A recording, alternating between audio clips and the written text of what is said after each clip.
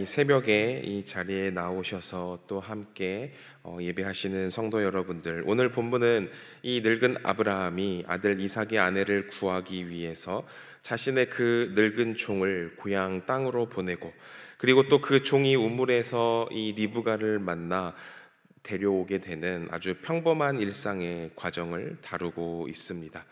특히 오늘 이 본문 말씀에서는 이 이름 없는 이 한 아브라함의 종의 간절한 기도, 그리고 물을 깃고 있는 이 한 소녀의 성실한 모습, 그리고 들판에서 묵상하는 이 이삭의 모습이라는 이런 평범한 일상이 마치 이 하나님의 위대한 구속사를 완성해가는 그 여정이 오늘의 이 말씀 속에 담겨져 있습니다. 그래서 오늘의 본문을 한번 살펴보면 이 이야기는 나이가 많아서 그 한 늙은 아브라함의 이 이야기가 먼저 시작되어집니다. 자신의 모든 소유를 맡은 이 늙은 종을 불러서 그에게 이삭의 아내를 구해오라라고 명령을 합니다. 그리고 이 종에게 아내를 구해오는데 타협할 수 없는 두 가지의 이 원칙을 이야기를 하죠. 첫 번째 원칙은 가나안에서 이 여인을 택하지 말라라는 것입니다. 이 가나안의 문화는 여러 가지 우상 숭배와 타락이 가득했습니다.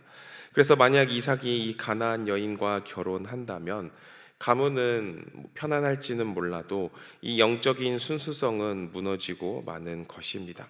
그래서 이 아브라함은 이 영적인 순결을 지킬 수 있는 신앙의 결단을 내리는 것이죠. 그래서 종이 묻게 됩니다. 만일 여자가 나를 따라 이 땅으로 오려고 하지 아니하거든 내가 주인의 아들을 데리고 고향으로 돌아가리이까. 그러자 아브라함이 두 번째 원칙을 또 이야기합니다. 두 번째 원칙은 어떤 일이 있어도 약속의 땅을 떠나서 과거로 돌아가지 말라라는 것입니다. 비록 이 배우자를 구하지 못한 한이 있더라도 하나님이 주신 자리, 이 언약의 자리를 너가 이탈해서는 안 된다라고 이야기하는 것이죠. 어떻게 이러한 원칙이 가능한 것일까요? 아브라함은 여호와께서 그 사자를 너보다 앞서서 보내실 것이다라는 그 확신이 있었던 것입니다. 내가 내 일을 하는 것 같지만 그 뒤에 하나님께서 먼저 사자를 보내셔서 그 상황을 미리 준비하실 것이다 라는 그런 믿음이 있었던 것입니다. 우리는 이 아브라함의 이 짧은 이 모습을 통해서 우리가 우리의 삶 또한 결정하는 그 시점에 이 아브라함과 같은 하나님을 향한 믿음의 확신이 있어야 하는 것입니다. 세상과 타협하기보다는 하나님의 언약을 먼저 붙들고, 그리고 어떠한 일을 하든지 하나님께서 먼저 일하시는 그 모습을 우리가 기다리고 바라볼 줄 알아야 한다는 것입니다. 아브라함의 이 명령을 받은 종 낙타 10마리를 이끌고 수백 킬로가 넘는 그 먼 길을 떠나서 이 나홀의 성에 도착을 하죠. 저녁 때가 되어서 여인들이 물을 기르러 나올 즈음에 우물가에 도착한 이 종이 먼저 한 일이 무엇입니까? 수십 년간 이 아브라함을 섬기면서 나름대로 이 종 또한 여러 가지 베테랑이었을 것입니다. 자신의 연륜과 그리고 자신이 이 보는 눈으로 얼마든지 신부감을 고를 수도 있었을 것입니다. 그런데 여기서 먼저 하는 행동은 하나님께 기도를 하는 모습을 우리는 바라보게 됩니다. 12절의 말씀을 보면 그가 이르되 우리 주인 아브라함의 하나님 여호와여 원하건대 오늘 나에게 순조롭게 만나게 하사 내 주인 아브라함에게 은혜를 베푸시옵소서. 이렇게 먼저 기도하는 종의 모습을 바라보게 됩니다. 그리고 특별히 이 기도에서는 두 단어가 눈에 띄게 되는데요. 순조롭게 그리고 은혜라는 이 두 단어가 떠오르게 됩니다. 순조롭게 만나게 하사라는 이 말은 하나님이 예비하신 그 사람을 정확한 타이밍에 하나님께서 만나게 해달라라는 간구입니다. 또한 이 만남은 자신을 위해서가 아니라 내 주인 아브라함에게 은혜를 베푸시옵소서라고 기도하는 모습 또한 우리는 바라볼 수 있는 것입니다. 그리고 매우 구체적인 징표를 하나님께 구하죠. 14절의 말씀을 보면 한 소녀에게 이르기를 청하건대 너는 물동이를 기울여 나로 마시게 하라 하리니 그의 대답이 마시라 내가 당신의 낙타에도 마시게 하리라 하면 그는 주께서 주의 종 이삭을 위하여 정하신 자라라고 이야기합니다. 이 기도는 마치 유행이나 마술을 바라는 기도가 아닙니다. 나그네에게 물을 주는 것 당시의 관습이었지만 이 목마른 낙타 10마리에게 물을 먹이는 것은 엄청난 이 노동을 요구하는 일이기 때문입니다.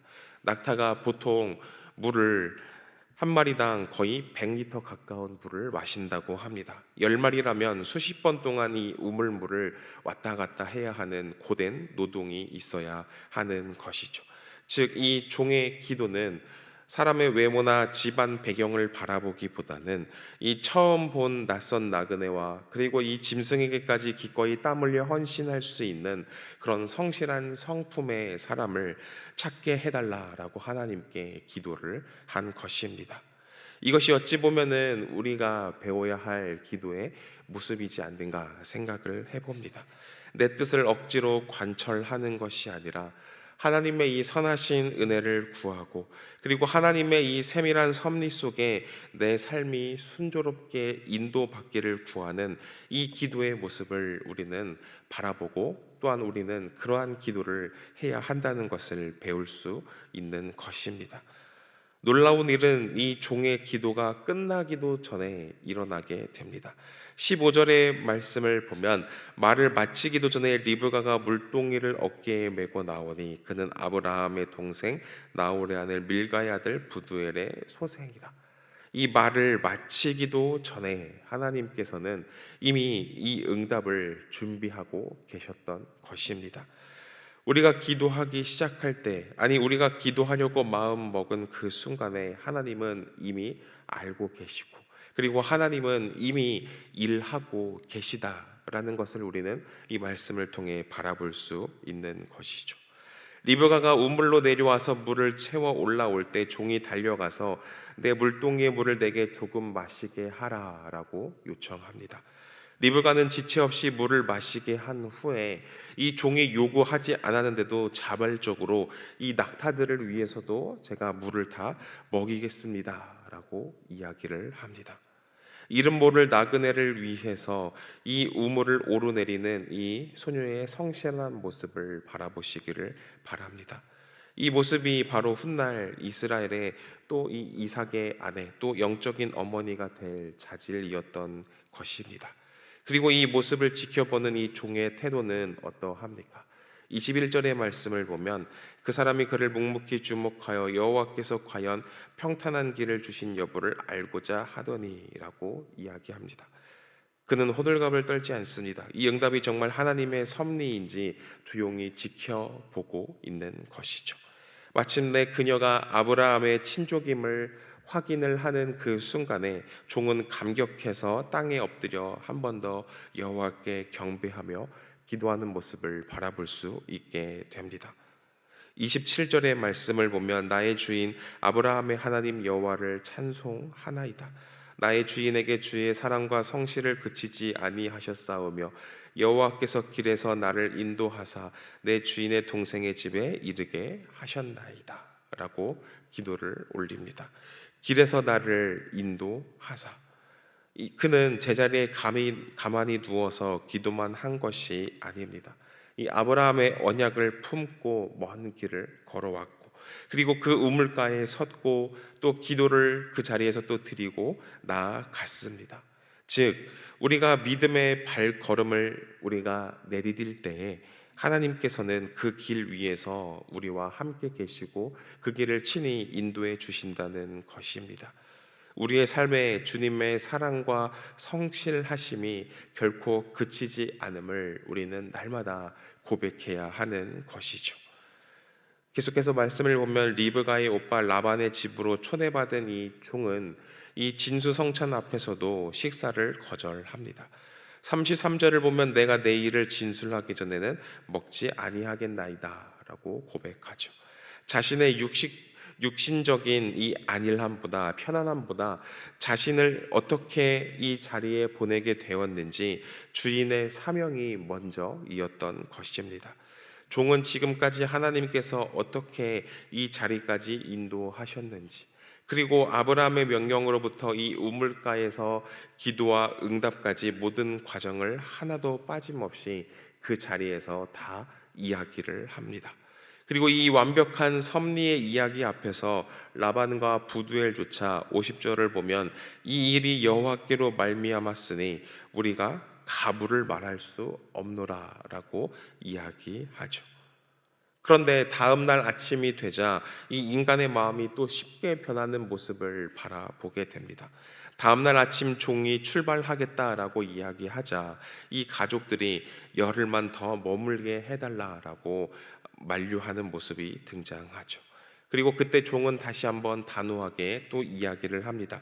나를 만류하지 마소서. 여호와께서 내게 형통한 길을 주셨으니 나를 보내어 내 주인에게로 돌아가게 하소서라고 이야기합니다. 은혜를 받았으면 지체하지 않고 이 순종의 길로 떠나야 한다는 것입니다. 가족들은 결국 당사자인 이 리브가에게 의사를 묻게 되죠. 이때 리브가가 보여준 이 신앙의 결단의 모습 또한 대단한 모습임을 우리가 바라보게 됩니다. 58절의 말씀을 보면 리브가를 불러 그에게 이르되 너가 이 사람과 함께 가려느냐? 그가 대답하되 가겠나이다. 가겠나이다. 한 번도 본 적이 없는 그 남편, 그리고 수백 킬로미터 떨어진 낯선 가나안 땅, 가족과 고향을 떠나야 하는 그 두려운 길 앞에서 리브가는 주저하지 않았던 것입니다. 이 늙은 종의 입술을 통해서 들었던 이 하나님의 섭리를 신뢰했기 때문입니다. 아브라함이 이 갈대아 우르를 떠나서 내가 내게 지시할 땅으로 가라라고 하셨을 때 이 아브라함이 지체 없이 떠났던 것처럼 리브가 역시 믿음으로 이 고향을 떠나게 됩니다.